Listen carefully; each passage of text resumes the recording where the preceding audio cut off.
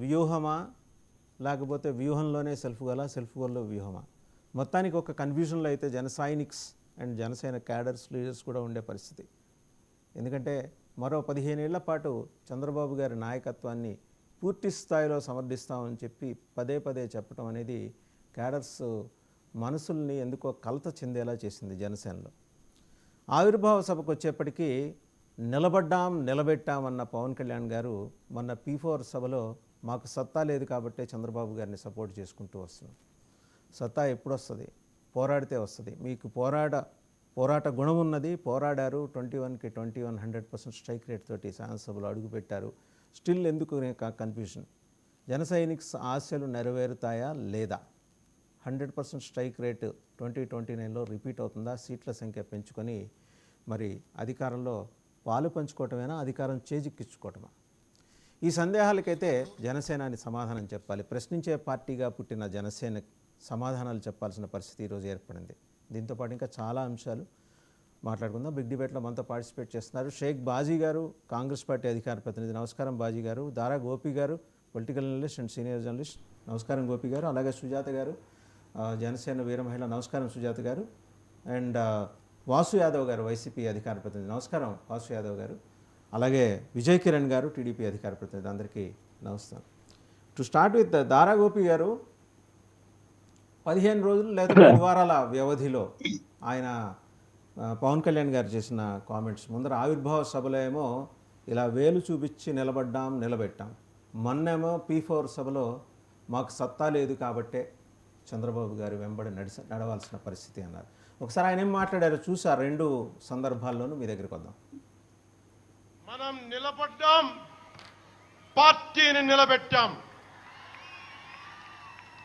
మనం నిలదొక్కుకున్నాం. మనం నిలదొక్కుకోవటమే కాకుండా 4 దశాబ్దాల టీడీపీ పార్టీని కూడా నిలబెట్టాం.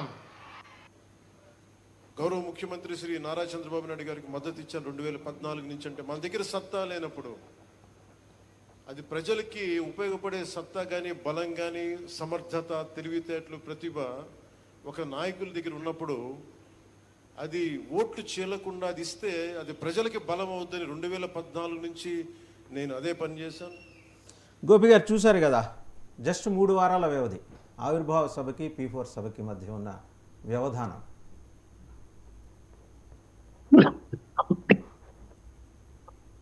వాసు గారు, మీకు 99 టీవీ ప్రేక్షకులకి, ప్యానెల్లో ఉన్న పెద్దలందరికీ శుభాకాంక్షలు. Good morning. పవన్ కళ్యాణ్ కొంత కన్సిస్టెన్సీ మిస్ అవుతుందండి. పవన్ కళ్యాణ్ రాజకీయాల్లో ఆయన ఏదో చెప్తూ ఉంటారు, ఒక స్టేట్మెంట్ ఇస్తారు, ఆ తర్వాత వారానికో 10 రోజులకో ఆ స్టేట్మెంట్కి విరుద్ధంగా మాట్లాడుతూ ఉంటారు. ఇటీవల భాష, హిందీ భాషపై కూడా ఆయన భిన్నమైన వ్యాఖ్య చేశారు. సో అట్లా ప్రతిదీ చేస్తూనే ఉంటారు. తెలుగుదేశం కూడా 2019, 24 మధ్య తెలుగుదేశాన్ని కూడా చాలాసార్లు ఆయన విమర్శించారు. తెలుగుదేశం పార్టీని 2019 ఎన్నికల్లో ఆయన బీఎస్పీ, సిపిఐ, సిపిఎం కలిసి పోటీ చేశారు. 2014లో మాత్రం తెలుగుదేశానికి మద్దతు ఇచ్చారు, ఆయన పోటీ చేయలేదు. సో అయితే ఇప్పుడు 2014 నుంచి మద్దతు ఇస్తాను అని చెప్తే 2019లో ఎందుకు ఇవ్వకపోయారు అనేది ప్రశ్న వస్తుంది. సరే, రాబోయే 15 సంవత్సరాలు చంద్రబాబు నాయుడే ముఖ్యమంత్రి అన్నప్పుడు నువ్వు పార్టీ కొత్తగా ఎందుకు పెట్టావు? ఇప్పుడు ఏ పార్టీ, రాజకీయ పార్టీ ఏదైనా తను అధికారంలోకి రావాలని కోరుకుంటుంది. జన సైనిక్స్ కూడా చాలా మంది పవన్ కళ్యాణ్ ముఖ్యమంత్రి చూడాలని కోరుకుంటున్నారు. బలమైన కోరికతో ఉన్నారు, వాళ్ళు చాలా బలంగా అట్లాంటి ఆశతో ఉన్నారు. అలాంటి వాళ్ళ ముందు చంద్రబాబు నాయుడే వచ్చే 15 సంవత్సరాలు ముఖ్యమంత్రి అని అన్నప్పుడు వాళ్ళు ఏమైపోతారు? వాళ్ళు ఎవరి కోసం పనిచేయాలి? ఈ 15 సంవత్సరాలు చంద్రబాబు గారిని ముఖ్యమంత్రిగా కూర్చోబెట్టడం కోసం పనిచేయాలా పార్టీలో అనేది ప్రశ్న వాళ్ళకి తలెత్తుతుంది. ఆ ప్రశ్న తలెత్తినప్పుడు వాళ్ళు ఎలాగో డేలా పడిపోతారు. అది సాధ్యం కాదు. అట్లాంటి కార్యకర్త డేలా పడిపోయిన తర్వాత పార్టీ నడిపించడం సాధ్యం కాదు. ఆ ప్రభావం మనం కమ్యూనిస్ట్ పార్టీల్లో చూసాము చాలా వరకు. కమ్యూనిస్ట్ పార్టీల కార్యకర్తలు ఈ మధ్య చాలా డేలా పడిపోవడం వల్ల పార్టీకి ఉనికి కోల్పోయే పరిస్థితి వచ్చింది. ఇప్పుడు పవన్ కళ్యాణ్ కూడా వచ్చే 15 ఏళ్ళు చంద్రబాబు కోసం పనిచేస్తే, చంద్రబాబు కోసం పనిచేస్తున్న పవన్ కళ్యాణ్ కోసం కార్యకర్తలు ఎందుకు పనిచేస్తారు అనేది ఒక ప్రశ్న వస్తుంది.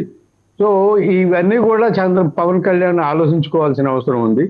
2029 నాటికే పవన్ కళ్యాణ్ని ముఖ్యమంత్రిగా చూడాలని జన సైనికులు చాలా మంది కలలు కంటున్నారు. చాలా గ్రామాల్లో అయితే నేనే చూశాను. చాలా 2029లో మా నాయకుడేనండి ముఖ్యమంత్రి అని చెప్తున్నారు బహిరంగ. చాలా గర్వంగా చెప్తున్నారు, చాలా కాన్ఫిడెంట్గా చెప్తున్నారు. జన సైనిక్స్ అంత కాన్ఫిడెంట్గా ఉంటే పవన్ కళ్యాణ్ ఏమో వచ్చే 15 ఏళ్ళు చంద్రబాబు నాయుడే ముఖ్యమంత్రి అంటే తెలుగుదేశం పార్టీ అధికారంలో ఉండడం కోసం జనసేన పనిచేస్తుందా అనేది ఒక మౌలికమైన సమస్య. సో ఈ సమస్యకు పవన్ కళ్యాణే సమాధానం చెప్పాలి. ఆ సమాధానం జన సైనికుల్ని జనసేనలో ఉండే నాయకుని ఏ మేరకు సంతృప్తి పరుస్తుందని చూడాలి.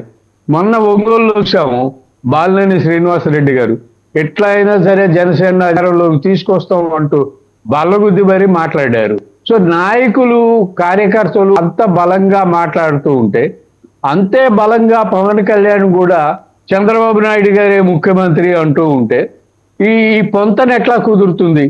సో ఇది జన సైనికులు కానీ జనసేనలో సెకండ్లో ఉండే లీడర్స్ కానీ అక్కర్లేదు. పవన్ కళ్యాణ్ పక్కనే ఉండే నాదెండ్ల మనోహర్ కూడా వచ్చే 15 ఏళ్ళు చంద్రబాబుని ముఖ్యమంత్రిగా చూడాలని కోరుకుంటున్నారా? నాదెండ్ల మనోహర్ గారు చెప్తారా ఆ మాట? పవన్ కళ్యాణ్ తప్ప ఆ పదం ఎవరూ వాడలేదు. నాగబాబు గారు కూడా అట్లాంటి వ్యాఖ్యలు చేయలేదు. కాబట్టి ఇవన్నీ కూడా పవన్ కళ్యాణ్ ఆలోచించుకోవాలి. ఒక పరిణితి చెందిన నాయకుడిగా భిన్నమైన స్టేట్మెంట్లు ఇవ్వకుండా పవన్ కళ్యాణ్ ఒక క్లారిటీతో మాట్లాడితే మంచిది. దాన్ని ప్రజలు కానీ పార్టీ కార్యకర్తలు కానీ స్వాగతిస్తారు. తను ముఖ్యమంత్రి అవడం కోసం పవన్ కళ్యాణ్ పనిచేసిన అవసరం ఉంది. తను అధికారంలోకి రావడం కోసం పనిచేయాల్సిన అవసరం ఉంది.